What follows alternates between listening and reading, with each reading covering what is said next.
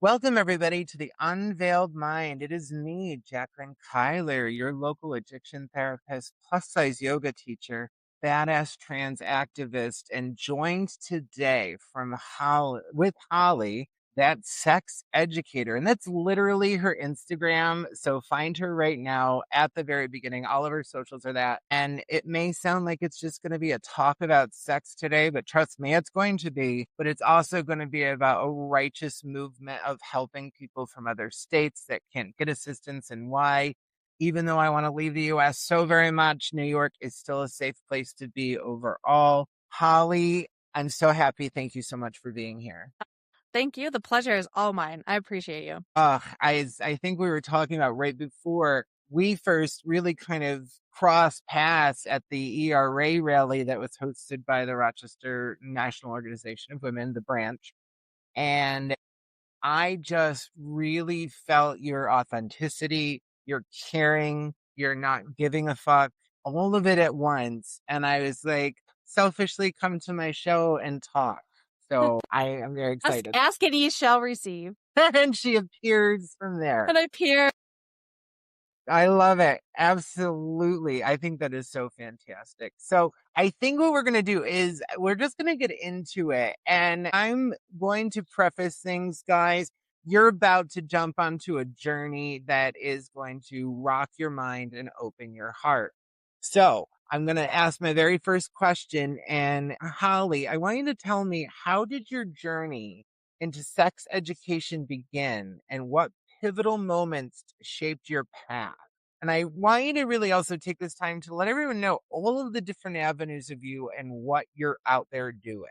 Yes, get ready, y'all, to get on the train. So, no, I love this question so much because my story, it's like where I am now has like so many twists and turns and upside downs. But I think it's really helpful for folks who are thinking about getting into sex education or activism work and things like that to see like it's not always a straight path. So I have always wanted to be a teacher. Ever since I was in kindergarten, when kids were like, I'm going to be a princess, I'm like, I'm going to be a teacher. And so that really stuck my whole life.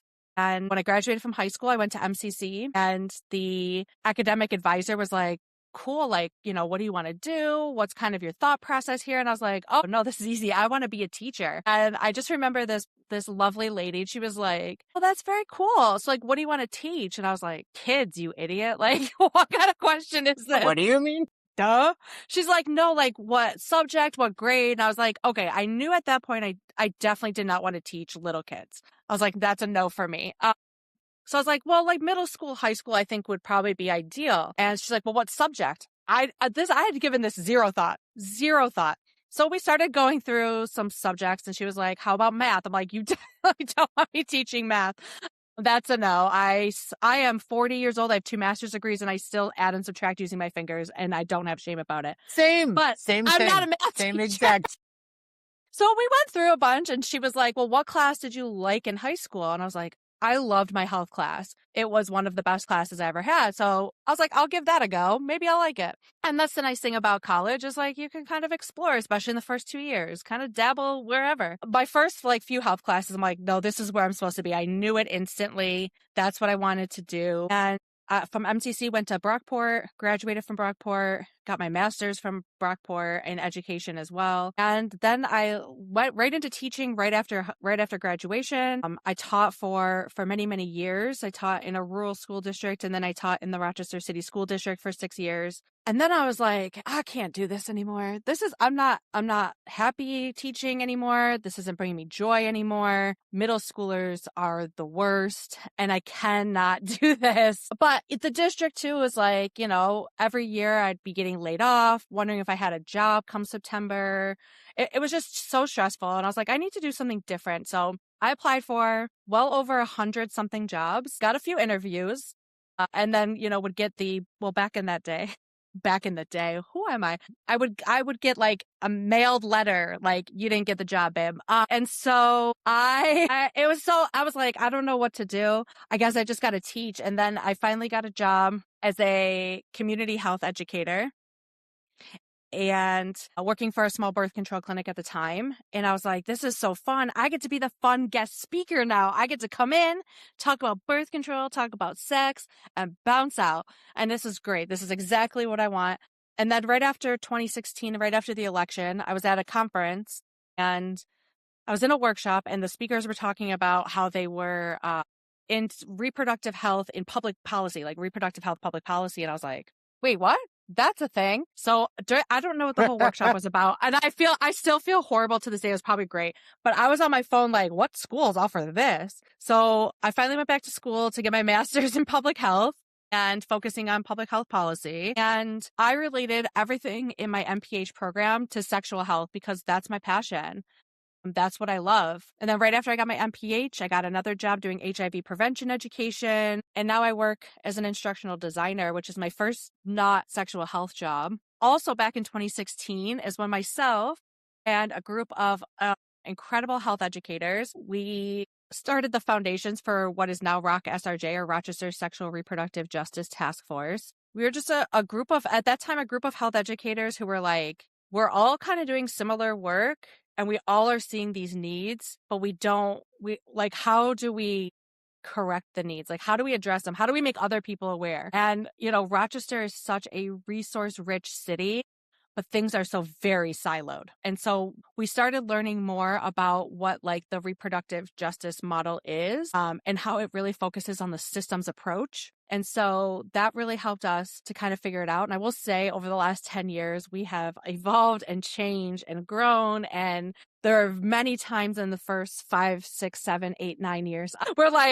we were just like, what are we doing here? Why are we doing this? We should just not. And, we had an amazing member who unfortunately tragically passed away.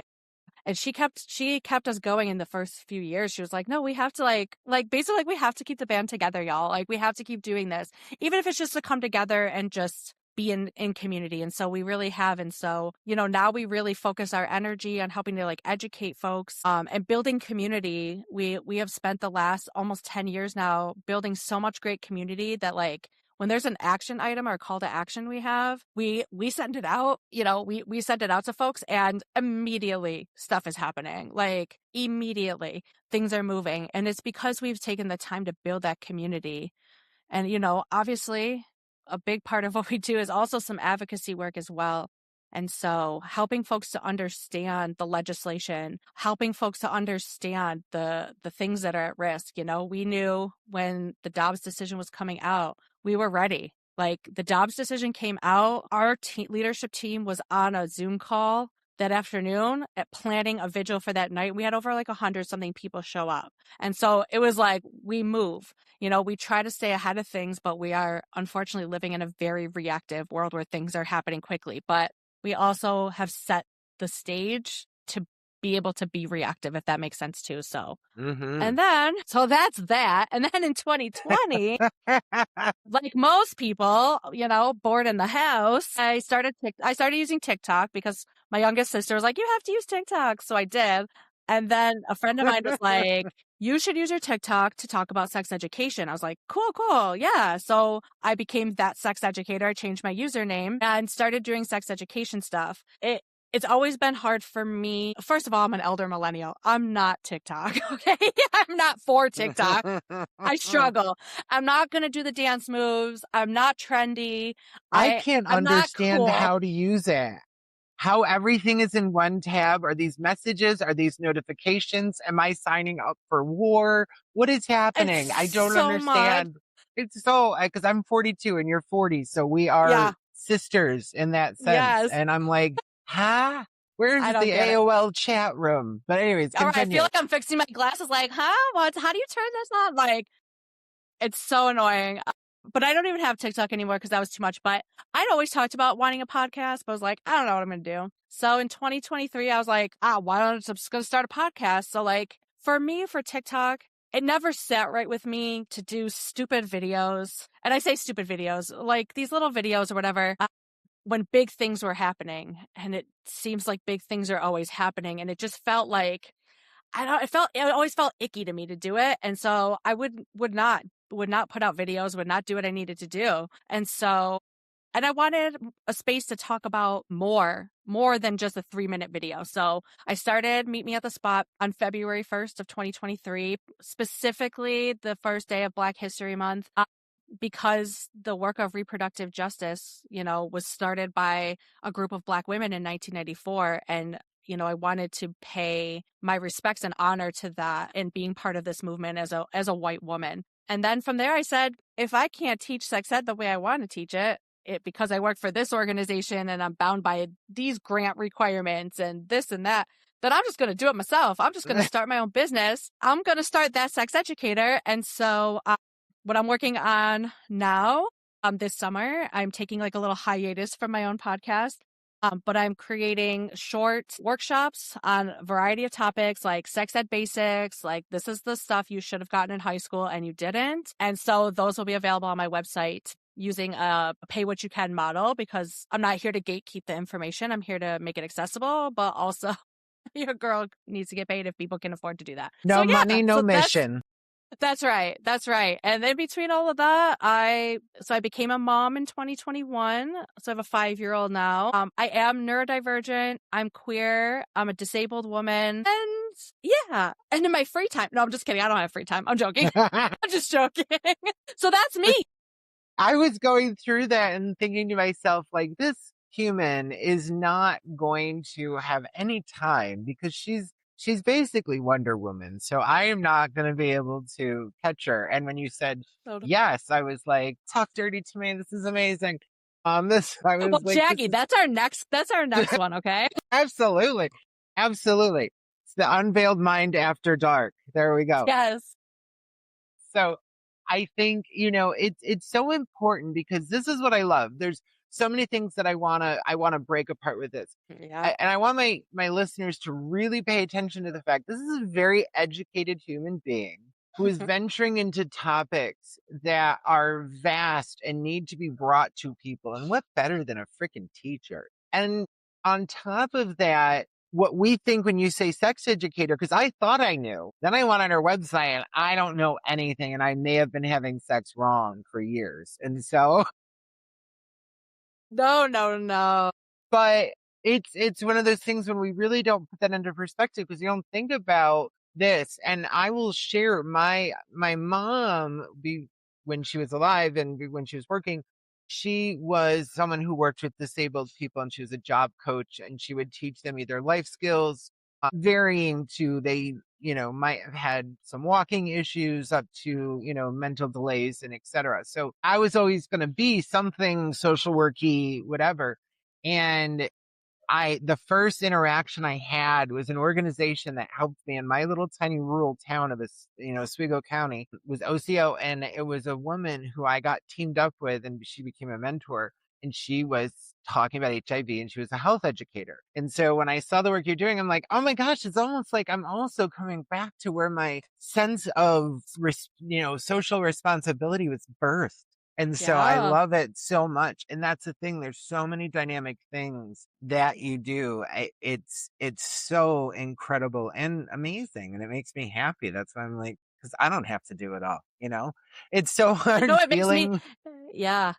No, go ahead. I was going to say, it makes me happy too, honestly. Like I have a full-time job and that's where I make my money. Period. Everything else I do outside of that is because I truly am passionate about it and I believe in it and I believe in the power of connection and I believe in the power of educating people because you don't know what you don't know. Mhm. And for me, education is power. And so that's the reason they're attacking education, right? It's the reason there's always attacks on education because they don't want us to have power. If we're educated, we become powerful. And so that is why, for me, I'm like, I will be out late. I will be out on the weekends. You will see me out and about everywhere. I don't get paid to do any of those things. And I don't get paid to do my podcast. I don't get paid to run my own business. I do those things because I'm truly obsessed with it. Now, would I be mad if I got paid doing all of those things? No, I would not be. But, people ask us all the time though about SRJ. They're like, what organization? We're like, oh no, we're just a bunch of volunteers. Like we just do this because we just all really are obsessed with this work. And that's just what we do. We're just called to it. And I think that my listeners really need to know how much you're downplaying this. So before I get to the second question, I want you to talk about the things that SRJ is doing in the Rochester community, not just the Rochester community.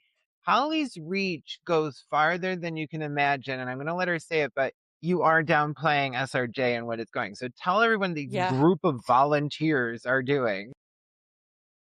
Yes. The group of amazing human beings that Yep. I am so honored. Like I will say, I'll back up and say, when Rock SRJ started, we were health educators from agencies. And as we kept growing, new people would come in. We had like, folks from NICLU. We've had doctors, we've had professors, we've had college students. And then, as people left their job because people don't stay in, these fields for very long. There's a lot of turnover because it's a lot of work and it's exhausting and the pay is shit. And so people Testify. leave and do other things as they should. And new people would come into the agency and just automatically get put into Rock SRJ and not really have the passion. And it was just becoming kind of like a burnout situation. And then we said, you know what? We're opening up our leadership team for the first time in a long time. And we put out a call and we were like, maybe if a couple people, and then they just kept flooding in. They were flooding in. It was like 16, 17, 20 something people. And I'm like, and we're reading like these forms that we had people fill out and just the thoughtfulness. And I was sitting here in tears, like people like think we're cool. That means we actually got to start doing some really cool shit. Like, I mean, we were, but I was like, I feel like now there's a lot of pressure at us. But this team we have now, so it's a team of, right now it's a team of 8 of us on the leadership team. We're doing some really cool stuff. So obviously it's Pride. So happy Pride, everybody, also. Mm-hmm. And so, when we were looking at all of the things we are doing this summer, I'm like, where's Rock SRJ? In the streets, because, bro, we everywhere the next few months. But Mm-hmm. we were just at Henrietta Pride on Monday tabling. We'll be at Juneteenth celebrations this weekend, just walking around, Mm-hmm. handing out information, building that community, listening to Mm-hmm. great music, hanging out with our kids. It's my favorite. I love Juneteenth. And, we're doing some other Pride stuff. I'm trying to think of all the things we're doing. We don't actually table at the Pride Festival in July, but along the parade route, we'll have information, little handmade goodies.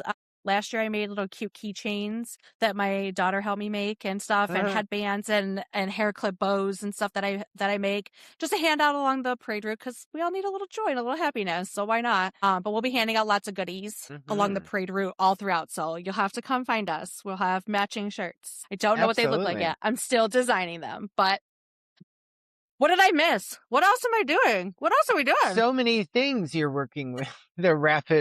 There's a lot of work. What is the work you're doing with abortions and the Mm-hmm. education that you're doing around that? And so we've got one Yeah. aspect, which is huge and in and of itself is a Yeah. full-time job for these group of volunteers. But now we're starting to talk about the initiatives that you are doing around abortion and abortion rights. Yes. Yeah. So we just held a few weeks ago our bingo trivia fundraiser for the New Mm-hmm. York State Abortion Access Fund. And so every year for the month of May, the National Abortion Access Fund and then the state level ones obviously participate as well, do a fund-a-thon for the whole month. And so we did a bingo trivia night. And we also were so fortunate to have so many amazing individuals, businesses that we reached out to that were like, hey, we do want to put something in for a silent auction. So we did a silent auction as part of it. We surpassed our $2,000 goal to help. And that money goes to help folks in New York State who face barriers to accessing abortion care. So it pays for transportation, it can help for lodging, it can help for care. But it also helps people who come to New York State from out of state, which is really important too, because we are, and especially in Rochester, we are a hub for folks to come to here because we're so close to Pennsylvania and Ohio. And so we have a lot of folks come here for services. And so to be able to contribute in that way and have a really fun night with some really fun people who came to play bingo with us and, had delicious coffee and yummy snacks at Mm-hmm. Boulder. It was so fun. It was really, really great. And we love educating folks about it. It's an important issue. I know, and I was supposed to be there, and I ended up having to work late, which is horrible and terrible. But Yeah. I'm very glad that it did so well. But that Mm-hmm. in of itself, like Mm-hmm. SRJ's commitment to an act of pure resilience through love, and that's what I love about this. It's so raw, wretched, and abrasive, and powerful and strong.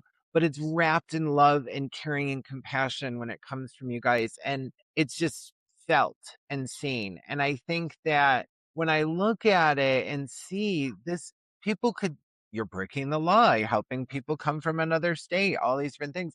And that it's still, you're so caring about the human life that is at risk, scared, and is willing to do such a long travel, even just from Ohio to access here. It's got to be absolutely terrifying for that Yeah. person to be going through. And so to offer to have transportation covered, getting there, support, and just even letting it know that kind of thing existed.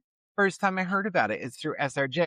So they're Yeah. serving their purpose and educating the world, because I learned about this amazing organization through this wonderful one that's here in our city. So Hmm. I just want to make sure that the world sees the Holly that I see and all that is No. going on. And we need it, because I want to punch Yeah. things and just be like, Yeah. maybe humanity doesn't need to be rescued. Hmm. Maybe it should all be burned. I don't know. And I so, but agree. then you run into Burn it all these, down. right? Start over, refresh. Oops. Okay. We did a boo boo. Now, Yeah. and so I think, I think that realistically, when you get to see someone like you in the group, I've met a couple people from your group, and every time it's the same energy, it's the same authenticity, and it's the same courage that I needed when I was a kid, that I got through Oswego County opportunities in Oswego, New York. And the only people in the world outside of one family member that made me feel okay. And now to see that you guys are carrying the light of, I don't even remember who the person was. Can't lie to you. Yes, I do. Donna Osborne. It took Yeah. me a second. There it is. And, so you're carrying a light for her and all of the ones that have come before you, and to let others see. And it makes my heart happy. It makes the world better. And therefore I don't, get lost in liquor. So, No, same, same. It's the group of people that like our group chat is like, all hours of the night, all hours of the day. Like, yep. what the hell, y'all? Just like, can I just have like a what is happening? Like, can we just collectively just go scream somewhere? And to have that group of folks that you can have those moments with is just, it's helpful. It's so Hmm. helpful when everything feels too much, because it Yeah. does Every intentionally. moment, every freaking moment.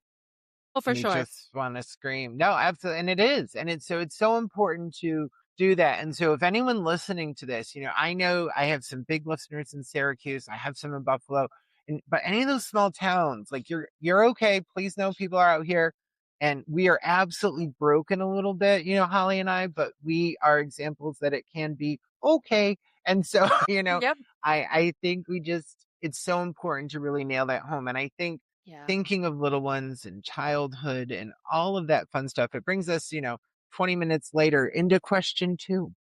Yeah. I knew So one was going to take forever. I was like, question one's going to take a while. I have a wild story. you do, and I love it. And it's such a great thing. All right. So question two here, my love bug.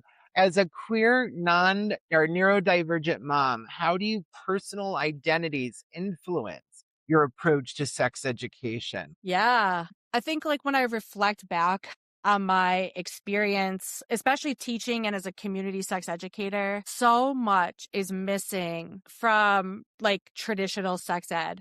Um, and even in an area where things are fairly progressive, right? Like in New York State and in Rochester, for example, like our curriculum is very progressive, but it was still very not so much at the same time. And it honestly, it took me a long time. Like there were times when I was a community sex educator that I would reflect back on teaching and I was like, damn, I was a shitty teacher. Like I sucked. Like I really sucked. And that's because I didn't know. There were things I didn't know. There were things that I didn't get as professional development. Like, we're recording this, it's Juneteenth, and I did not know what Juneteenth was until I was working as a community educator with a Black coworker who had asked me about Juneteenth, and I was like, What the hell is Juneteenth?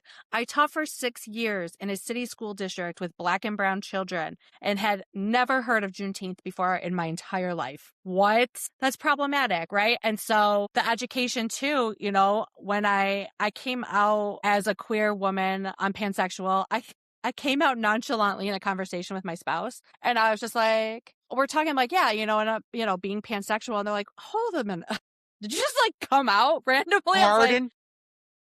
I guess I did. And I was like, for me, I've always been like, I just thought everybody just loves everybody and just is attracted and finds everybody sexy. No, that's not it. Okay. I just thought everybody did. I didn't know there was a whole thing. But, looking back even now, it's like, I tried and worked so hard to make sure my language was so inclusive and that it wasn't, especially in sexual health and especially in reproductive justice, and I hear so many times people like, well, women this and women that. It's like people with a uterus. It's people with a uterus. It's people like talk about the body part that's important to talk about, right? When we're talking about pregnancy stuff, when we're talking about abortion, we have to be inclusive of anybody who has a uterus, regardless of their identity. And so and something that is a big mission for Rock SRJ is that we always have done that work and have always been inclusive and encouraged others to do so as well, even our elected officials when they speak on these issues. You need to use inclusive language because this isn't just like a one group issue. And sex education is just not, it's not LGBTQ plus inclusive. It's not neurodivergent or, any other disability inclusive. And so I think really becoming a mom is really what strengthened like my passion for this work. It's always been a passion of mine. I remember in 2017 going to DC for the Women's March and telling my spouse like it's important for me to do this work because it's important work. And one day I'm going to have a child and they're going to ask me when they learn about this all in history, like, what did you do? And I don't want to be embarrassed by my answer. Mhm. I don't want to say I didn't do anything. I want them to be proud of what I did. My child has been coming to protests and rallies with me since she was 6 months old. Like, I Little bring her muffin. I bring her when I can because it's important for her to see and to understand and to also learn how to build community and to stand up for what she believes is right. And so I try to model that in my speeches and I try to be kid friendly. I'm just kidding. No, I don't. My kid doesn't understand. And so I tell people off the bat, like I try to survey the crowd. And if I see a lot of kids, I'm like, I'm sorry, I'm not really family friendly, but the organizers knew that and they invited me anyway. So that's on them and not on me. Hmm? And so I think You that know really what like this was when you bought it. thank you. And we don't hide who we are. Like usually when we're writing speeches, like my co-director Jill and I were like the best of friends. We'll send like, hey, can you look this over, see what you'd add? And we're always like, more F-bombs, throw more F-bombs in there. You don't say shit enough. How So are you it's going to always know that's you're the edits. angry? Right. And so, that really did strengthen my passion for this work, but also like, how do I help other parents have these conversations with their kids? And so that's like a big passion of mine. It's one of my most requested topics to talk about with people is like helping adults who have connections with youth and whatever that looks like, whether it's a parent, aunt or uncle, grandparents, coaches, teachers, whoever they may be, like, how do you talk to kids about these conversations? And so, yeah, that's kind of where it all came from. And I think it's so important because, it really who we are affects who we are as a teacher. And so those who know I'm a continuing education provider, so I try to make things that are fun and etc. And teaching is so very, very, very important. And so, but I think the thing that makes me such a good teacher is because I am also a little bit, neurodivergent is kind for Mhm. whatever the hell's going on up here. And so Yes. these marbles were definitely shook. So I think that, but that's what makes me fun because I'm not what people expect, and that helps it, Mm-mm. and I think that people are ready to learn when they aren't falling into the like, oh, this is a teacher in front of a board. And it's like, am I turned on over history? And it's that needs to be the thing. And so and not and turned on in every aspect of the word. It's sensual, it's intimate, it's moved on, it's excitement, it's aroused from all aspects of things. And so that's what I feel like as educators we need to do. My favorite biology teacher was like I love it because it's life. I'm teaching you life. And I was like, I love biology now too. The passion that we bring to it is really great. And that's what leads again to our third question here of what is the most common misconception about sex ed that you're tired of hearing? Be honest. Just just one? Yep, just I'm one. just Now, just please, are kidding. you kidding me? This is an unlimited Riverside edition, so open up. No, I'm just kidding. I think the biggest one, and it's one that's been ongoing for since before I was even in the world, but a lot of folks have fear about when we say things like we need to advocate for K through 12 sex education. And people are like, "What are you talking about?" And I think it's coming from a place of they're lacking an understanding of what is actually happening in sex ed. Because like, my parents are in their early 60s, early to mid 60s. Sex education was not a thing that happened when they were in school. Like it really wasn't. And so there's a lot of misconceptions based on what people see in TV and movies and hear about from other very non-verified sources on the internet. And so, like, I think a lot of times people hear like K through 12 comprehensive sex ed and are like, oh my God, they're handing out like bananas and condoms to like 6-year-olds. And I'm here to assure you that's not happening. If that is, that's not sex ed. That's That's something Catholic else. Church. No, Oh, well, now, Jackie, we're not going to go there today. no, no, no. We might, but yes, No, that's so funny. And it's not funny, but it's funny. Yes, yes, yes. We can laugh. We have to laugh to it's keep correct. ourselves from crying. Absolutely. And the more Yeah. traumatized you are, the darker your humor becomes. So everyone Yeah. around me knows that I'm toasted. So we Yes. I'm a got this. reformed Catholic, so it's totally fine. I get it. Very much reformed. Went to Catholic school, did the whole jam. But like comprehensive K through 12 sex education it's not new. So we have like, and you can always look at what's being taught because we have what are called like the National Health Education Standards, and they include sexual health as part of them, obviously. That Hmm. was first published in 1995. I was 10.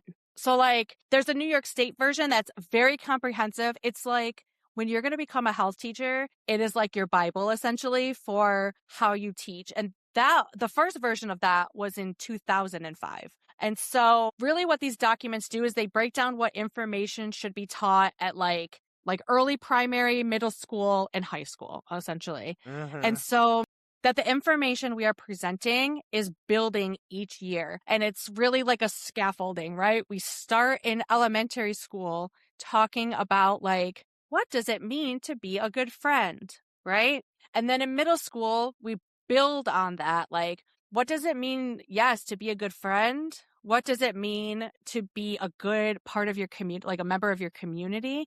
And what does it mean to be in like a healthy dating relationship? And then in high school, you expand. Yes, what does it mean to be in a healthy dating relationship? But also, like, what does a healthy sexual relationship look like when you're with somebody? And so this stuff isn't new. We have decades of research to show how effective this method is. Yet people are still like, no, shut it all down, shut the whole thing down. We also have research when we shut the whole thing down. We also have research on what that does too. And none of it is Hmm. good. None of it is positive.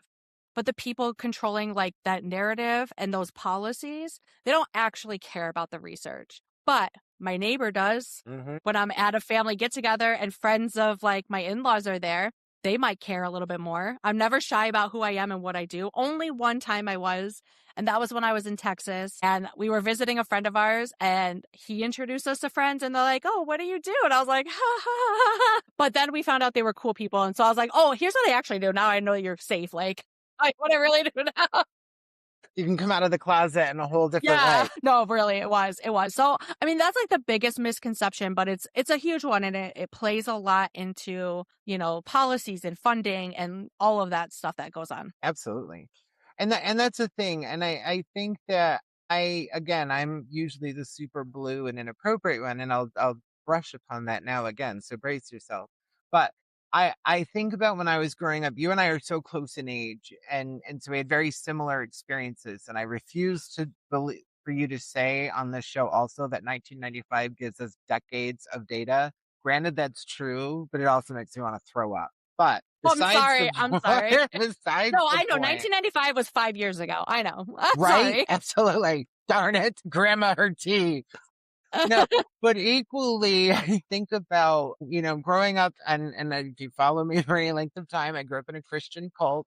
And so my two brothers, we were too poor to go to private Christian school like we were supposed to. So we had extra schooling, we had deprogramming schooling, but we had to go to public school. So we came home and my little brother and my older brother thought that humping was when you grabbed each other's privates and jumped up and down. And so my mom and my dad were like, oh, we should probably have the talk. So we sit down at the table and it's not that, it's something else. And that was it. And so that was our sex talk. And we were about 9, 10. And so we had no idea. And it's also like this type of, we can pretend that it's vanity or we can pretend that it's Victorian era morals or some kind of thing like this. But this kind of thing is what stopped even me talking about being molested so long, because I didn't understand what was going on because nobody was having a sexual conversation. Sexual non-education is the place that predators live. And that's another reason why SRJ is so important, because you can be talking about something and you can be like, that doesn't feel good. Something's wrong. And you're Mhm. telling me this is supposed to, so it begins those conversations that free people from really horrific things. And so we can think about it and get, oh, I'm upset that my child might learn about sex. But what about the fact that the kid who comes over to your house with your child is being molested and doesn't know because they don't know what words to use? And so it's so important, the work that you guys are doing and that so many people are doing. And that's why it's really there. And so I can't agree with you more about that. It has to be so exhausting to constantly be asked that question. For me too, like, I'm so glad you brought that up because even when, we try to educate folks about this, like, like elementary school is very much focused on consent education. And there's still Mhm. like, no, get rid of it. Red flags should be going up for you. If someone is saying, I don't want kids to learn about consent and boundaries, hello, There be a problem there. And that's it. hello. Exactly. It's, we get programmed to almost be like, oh, they don't like it, that must mean they're gay. That kind of mentality is like, no, that Mhm. person's actually a hateful fuck.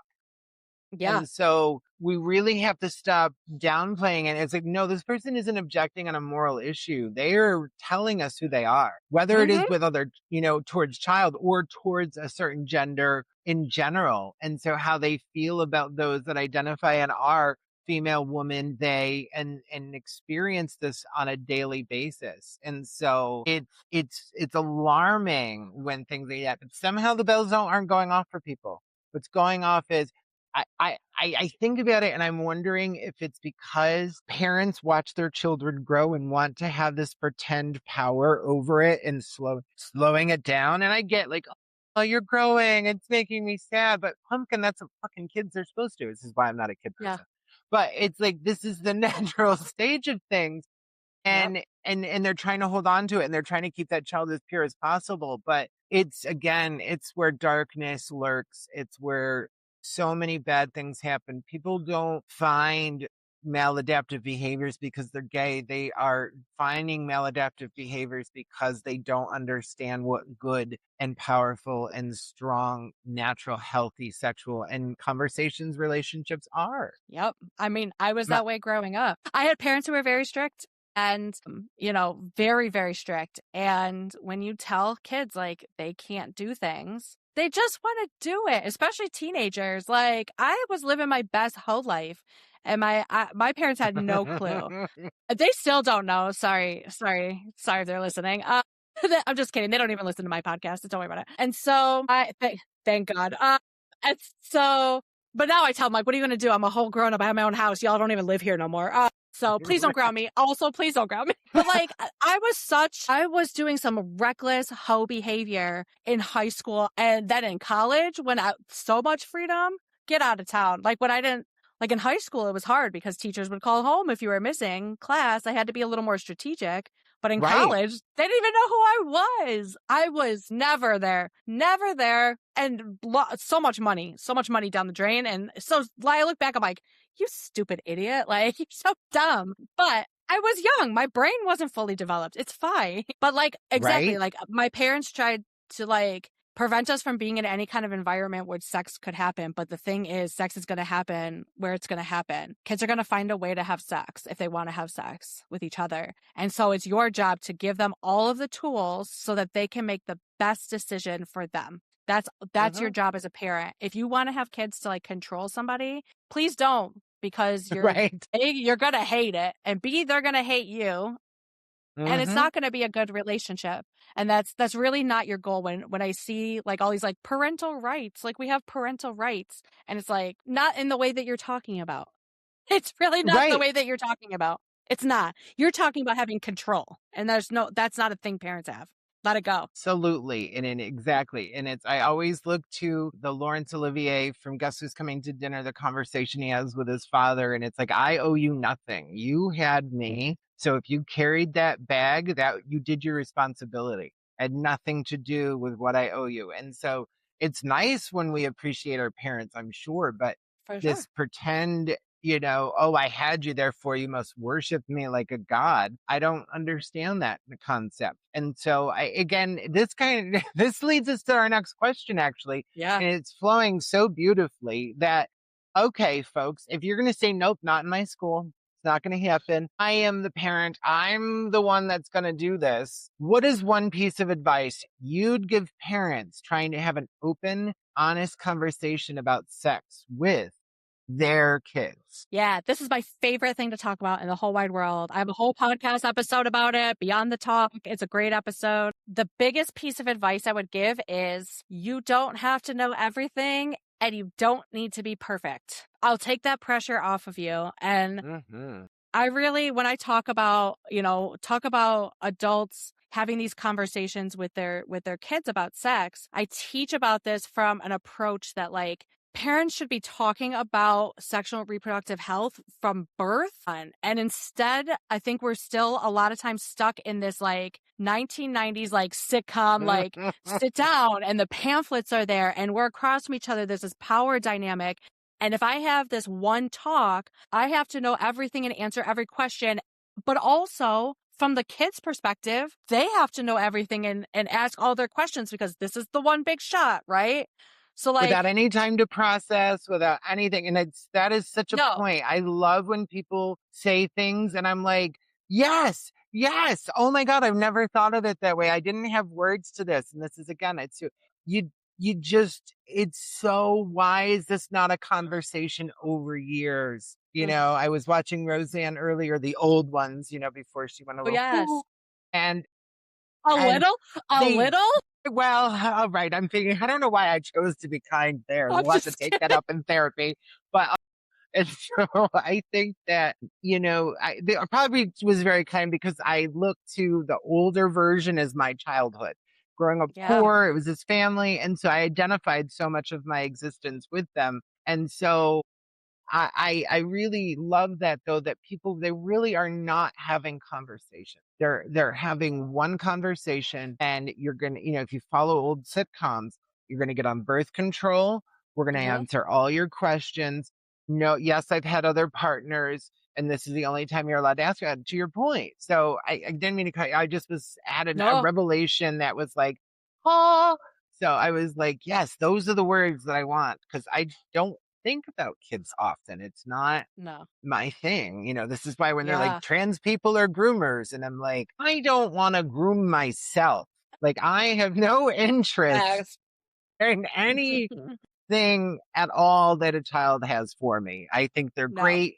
I need someone to take care of me when I'm older. But no, it is that thing. So I think yeah. that is such a great point. I'm sorry. I feel like I answered it and took it and ran, but I was No, so so no, excited. it's really no, no, and you should be because I think it really takes that pressure off. And people who are seasoned sex educators, I've been doing this for almost 20 years, and I don't always have the right answers either with my kid when my kid asks questions. And we're very much in the why phase, and we're very much into like we have a body book and we read it all the time. She always wants to read it, and it talks about like your body from your head to your toe, including reproductive parts. And, so when my kid is on our way to dance class and we're 5 minutes away and she's like, I have a penis, I have a penis, I have a penis. And I have to be like, you don't have a penis, you have a vulva. Also, we're about to go to dance class. Maybe let's not talk about your parts, like your body parts in that way.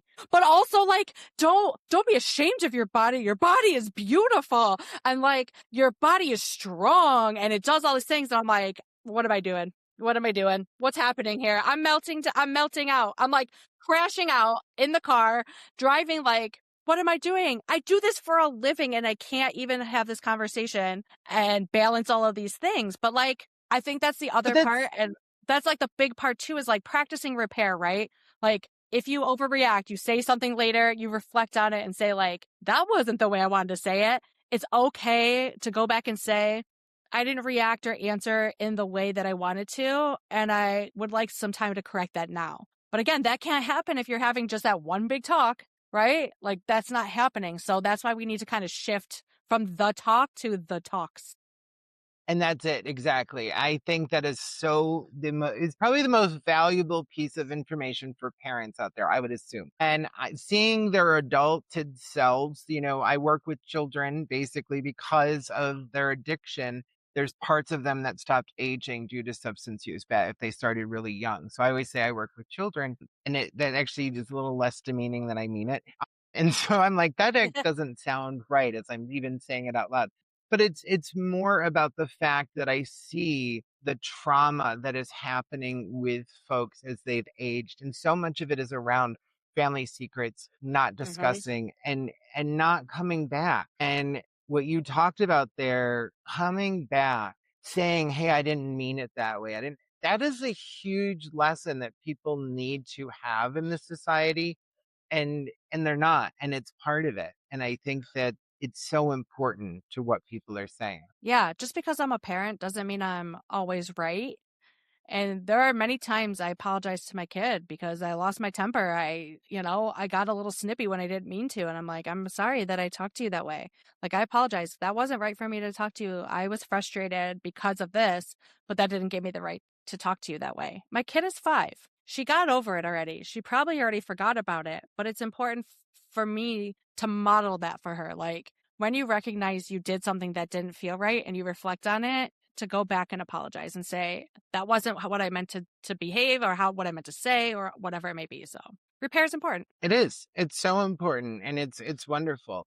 And so what has happened, I knew was going to happen. We have so many more questions to talk about. We've got time for a couple more, but we're not going to get through Yeah. all of them, which means hopefully by the grace of the divine goddess, Holly will come back again because we're not Yeah. done, but I've got a couple more questions before we end this today. And so Absolutely. I'm gonna go to a real fun one because I like having fun. If you notice, what is the wildest or most surprising question you've been asked as a sex educator? You knew I was going to make that one. I had to make the I line. did. It's right up. It's right up. It's right up with my notes. No, I love this question. I always get asked this question and Aw. everyone wants like the big story. And I'm going to tell you, I don't think anything's like surprised me because I'm like, I talk about sex for a living. It's really hard to get surprised by things. And there's a moment though, so I will share a wild moment that happened. So it was my first year teaching, and I remember this well. This was a long time ago, y'all. This was in like 2007. This was like literally almost 20 years ago. And I was teaching. I'm sorry, Jackie. I did it again. You already yelled at me. Damn it. I'm never going to be invited back here. No, you will, but it'd be a whole different lane of questioning. Where Reworded were this you shit. on 9/11? No. But I was teaching in a rural district and it was before classes were even starting and a high school student came into my room. So, it's early in the morning. I lived like 45 minutes from the school. So like I'm exhausted just from getting there in the morning. And this is not a student I have. This is a student that just comes in and says, "You're the health teacher, right?" And I was like, "Yeah, yes." And he's like, "So if someone has like a rash or whatever down there, what should they do?" And as I'm getting ready to answer, he like lifts his leg up, like one leg up on a chair, like Captain Morgan style. And I'm in my head, I'm like, this little boy is going to pull down his pants or whip out his dick in my room, and I am going to have to answer a lot of questions. And It's like, a lot of paperwork. and I was like, oh, if somebody had a rash down there, they should definitely go see a doctor and get medical attention right away. And please don't show me what it is because I'm not a medical professional. And he was like, oh no, I was just trying to get like stretch my leg and get comfortable. I'm so sorry. And I mean, at that time, I'm 22 years old, right? Like I'm not that much older than these kids. And I was like, I'm going to be like, what's her name? On the news, like I did inappropriate stuff, and I was like, I did it. I promise. I had told the kid not to whip it out, but it was like one of those moments that I'll just never forget because it made me realize. Take a second. People aren't as wild as you think they're going to be all the time. Sometimes they're just trying to be comfortable in the way that they stand. Chill out. Not everybody is going to be, trying to just whip out their dick in the middle of a classroom at 7:30 in the morning. I wish sometimes that I did do the video version of my podcast because my listeners would have just seen me quiet laughing like a Muppet. I enjoyed every second of that because I see you in me. I see you. I feel seen as well. And so I would have It's been like, oh like, my God, what are we doing here? This is why I keep getting molested. What's going on? And what's so happening? I, it's just like, I don't understand. What did I do that made this kid think he should do that? Right. I would be in that same top and it would have seemed absolutely like, of course he's going to do this. So Yeah. No, just seemed like he was just so chill about it. Like, I don't know, is this kid getting put up to a dare? Is somebody like recording this? Like, you know what I mean? Like my brain went in 80 million. And this poor innocent child just needed to know if his rash needed to get checked out. I'm like, bro, if you ever have a rash down there, you need to go to the doctor or to the he's probably hospital. Like, trying to air it out. Just put it, poor thing. We're just like, don't make me look like a predator. and he's like, this rash is itchy as fuck. Like, I just need to like not have my pants sticking to it. Right? Exactly. I love you. Oh, So now we're going to go to what I considered question 11, but it's clearly not. yeah. I have one thing that I always tell people to go to when they ask me about being trans, what does it mean, et cetera, and so forth. Mine is Disclosure on Netflix. And so Laverne Cox put it Mm. together.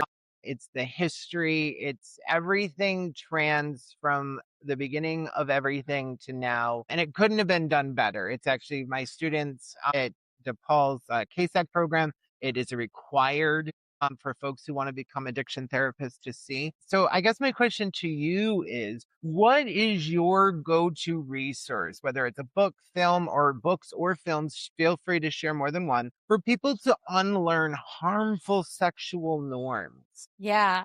So I have a website and it's the one I recommend to everybody. This is the website I recommend to all parents, adults who work with youth, but it's also a website I recommend for anybody who got like shitty sex education wherever they got it from. And it's that sex educator. No, I'm just kidding. It's not my own website. I'm just kidding. Could you imagine how narcissistic that would be? It should be. No, I'd have been like, go you. You're like, Yep. yes, Queen, get it. No, no, for real. Absolutely. I'm sorry. I couldn't resist. I'm feeling so punchy today. The real website is amaze.org, and they have these really fun animated videos, and it really provides answers about everything sexual health related and reproductive health related. And so I have shown their videos in middle school and high school classes. I have shown them to adults when I've done education with adults as well, but they break down concepts in such a way that is very simplistic, and it's part of something that's really important to me as an educator, especially as someone who's neurodivergent.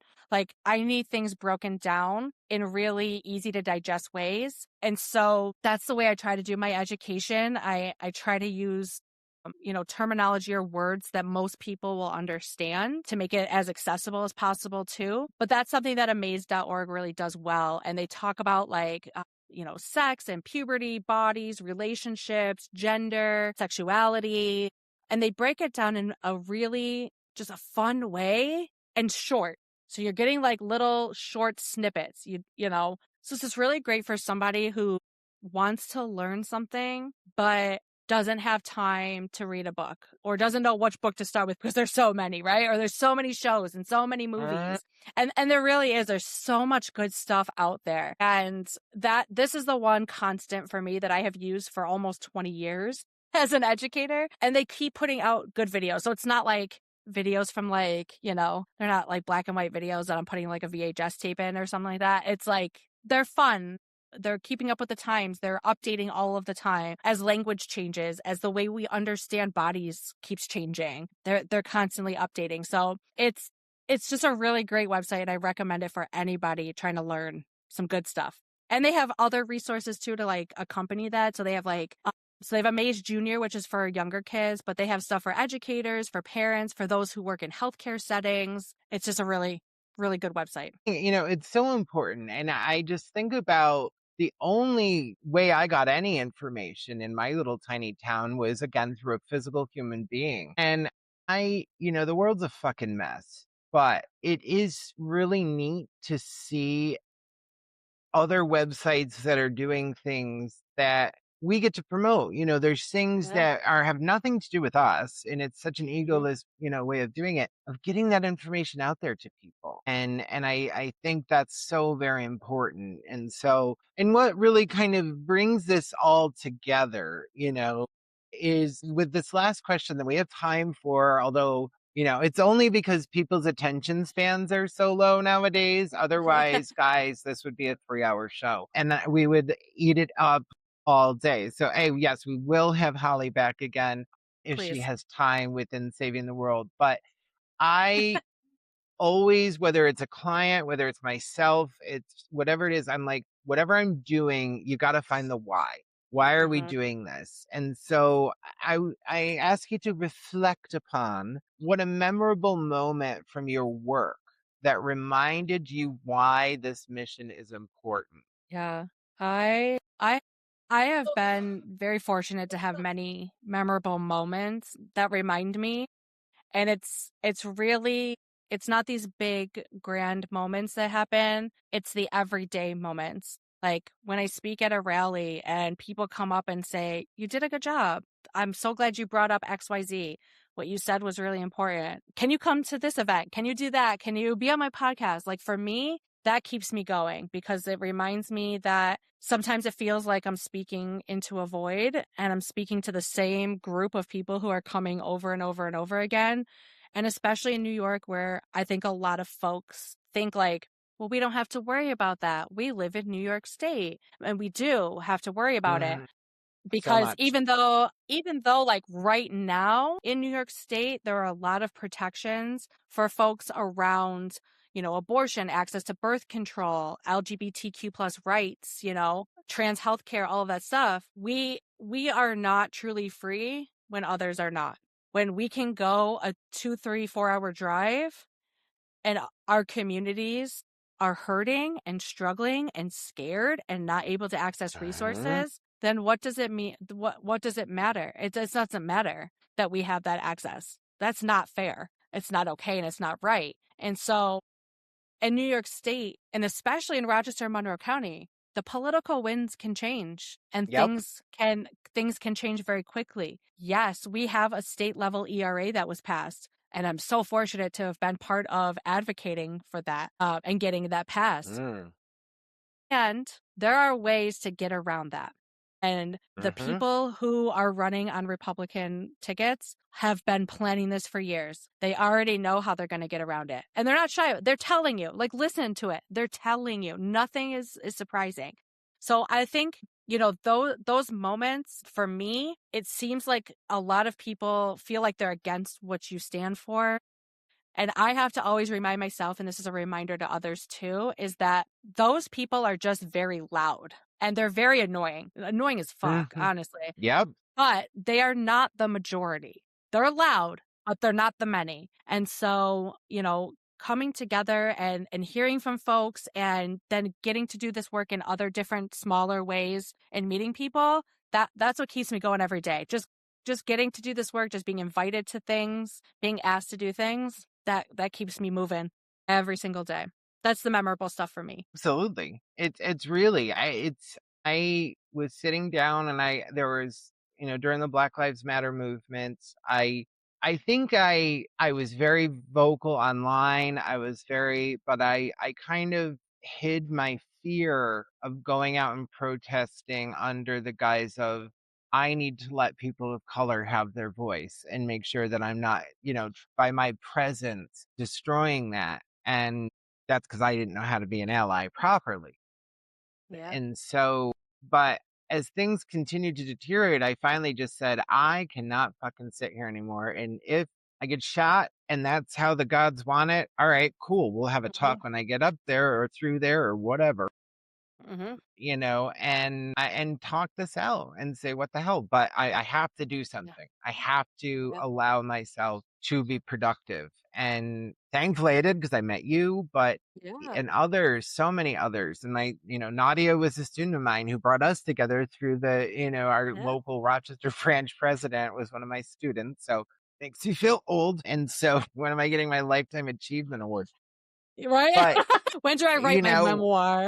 right, exactly. I know that's going to be exhibit A one day. But so I look at things and I reflect on my own journey and where this is all going and coming from. And I think about, as we talk about New York State, the winds can change so much. And I had to Google it to find the thing. But because not that long ago, February 25th, 2019, is when the Gender Expression Non-Discrimination Act came into New York State. And that's actually the first time that gender inclusive language started to become a part of the labor law. And I can remember when I first started my own transition and Mhm. was definitely way before it became popular. No, I was when it was hard. So it's still Yeah, very right? hard. It's very, very difficult. I'm not Sorry. trying. No, that was a It's good like, one. That was funny. right. It's like, you little ones. But no, it's really about having these conversations because things can change so quickly. 100%. And I just think about different things that I'm saying and saying, yep, the 90s were kind of the glory days for us. We got lulled into, and I'm totally ripping off a show from Britain that I can't remember, but it has wonderful characters in it. And so go and check it out once it'll be in the link because I can't think of the name. But anyways, it really talks about the 90s being a time that we were told everything was getting better. We had Will and Grace, we had all these things, but then you're constantly seeing there was never any real other they alluded to sexual interactions that happened in the gay world of Will and Grace, but Grace was basically a vagina talking to anything that passed. And Mhm. so but we were coattailed into this is progress, we're moving in a certain way, and there's not a single person of color in any of these sitcoms. And how long was Friends on without a person of color? What do you mean? Okay, it's New York City, that's weird. So but Like, no black people at the coffee shop? I'm Black like, people like where coffee, bro. this is a gated community that this coffee shop's in. And Phoebe's just lost. She doesn't belong there. But Yeah. it's one of those things that, we really did get coaxed into it. And we have to be Yeah. reminded from time to time that we also were under a Democratic president who was in the 90s saying, don't ask, don't tell. And so people don't Mhm. realize that actually came from Bill Clinton.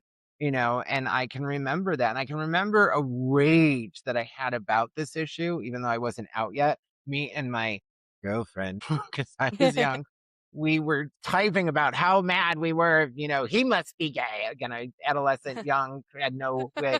But we lived through this. So I'm not old as much as Holly wants to pretend and say, but we've No, we're lived through young. it. Yeah, absolutely. I can back. No, but, it's one of those things too that when we look at persons of color, is we're on Juneteenth with such privilege of having the conversation that we're having here that so many people can't. And on Juneteenth, I can't even imagine what's going on in the sexual health of those. I think of how many transgender people have been killed in the United States, and most of them are trans people of color. So Ruby Bridges is still alive today, and she all she wanted to do was to go to school. So I've lived through a time where our liberal president said, "Don't ask, don't tell." Ruby Bridges lived in a time when she wasn't allowed to go to school, and we're all still alive in here. So they can go back, and we have to be vigilant, and we have to do this fun work that is so vitally important. Yeah, absolutely. Absolutely. Because we're not going back. We're imagining a world that is even bigger and better, and that scares people who want to hold us back. And it should. People should be very, very afraid of it. Who are trying to hold us back. You should be very, very afraid. And I don't say that as a threat. I say that as a promise because we're not backing down. You thought we were Mhm, mad Roe got overturned? Roe was shit. mhm, When you really break it down, Roe was shit. mhm, What we want now, we don't want Roe back. We want something bigger, better, right? Because like you said, legality doesn't equal access. mhm, And until people can access these things, until the folks in the most of marginalized groups have equitable access, mhm, none of us are really benefiting from the systems at the end of the day, right? And so until we can get that shit straightened out, then we're always going to have work to do. My mhm. grandchildren's grandchildren will be doing this work if we don't get it together. If we don't include everybody, we're just building new we're just building new hierarchical systems. Like that's all we're doing. We're not making progress. We're not doing anything worth mentioning. It may sound good. It may sound like, Bill Clinton sounding really cool in the 90s, but I'm It's not for okay, that. just don't say anything. Right. Right, like, ooh, progressive. But we're not doing that. That like surface level, we're not doing that anymore. So people gotta get on board people gotta get on board with it or get stuck behind. I don't know what to do about it for you. Take that up with your mom or your therapist. I'm not sure, but I'm gonna keep pushing. I'm gonna keep pushing. I'm gonna keep using the privileges that I have to keep pushing and to keep making sure this world is not only a good place for me and my daughter, but is a good place for my friends Mhm. who are trans, my friends who are Black and brown, people that I know who are incarcerated, people in detention centers, everybody, everybody. Right. It means nothing if just me and my family can access it. And that's it.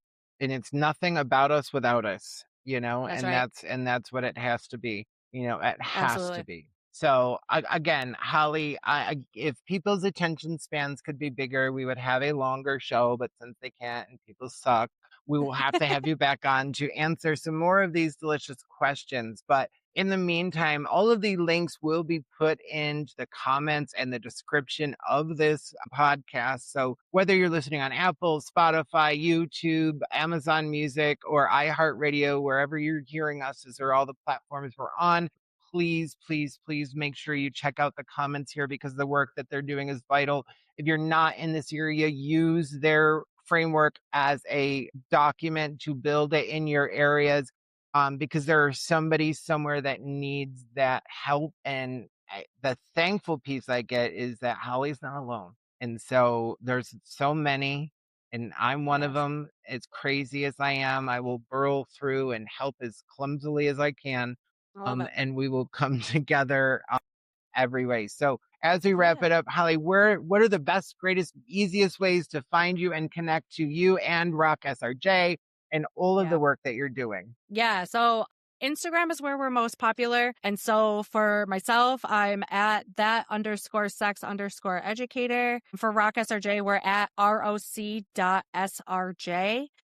Those are the easiest ways. That's where we post the most, update the most, and things like that.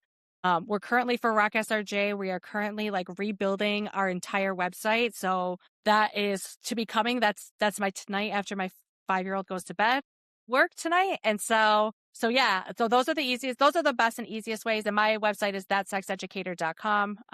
So yeah. And then next time we'll talk about the podcast too. Oh yeah, we have so many things. So go on, and I'm if you coming go back. 100% absolutely. And if you follow her on Instagram, she's a beautiful link tree that's actually going to be in the comments as well. So go there, go to her Instagram, follow these things. And there's so many things again. And in the process, work on expanding your minds, unveiling yourself to longer attention spans because there's big things here happening. And before we go, of course, we have to be so grateful and thankful because, as we talked about, no money, no mission. And so, one of our wonderful sponsors of the show is the Cumin Club. And so, those of you guys who know them and following, you go to thecuminclub.com, go in there, and they have amazing freeze dried, simple meals that are around $5 a piece that come to you. You add hot water to them, you have dal, you have Indian foods, you have makhnis, you have paneers, all sorts of things. And if you use the code word Jackie at the end, you will get 30% off your whole order every time. So exclusive for you guys here at the Unveiled Mind, and please use it. It's wonderful. Food's great, and it's almost as delicious as this conversation and Holly is. So, with that, guys, please stay unveiled, stay alive, stay safe, and fuck ice.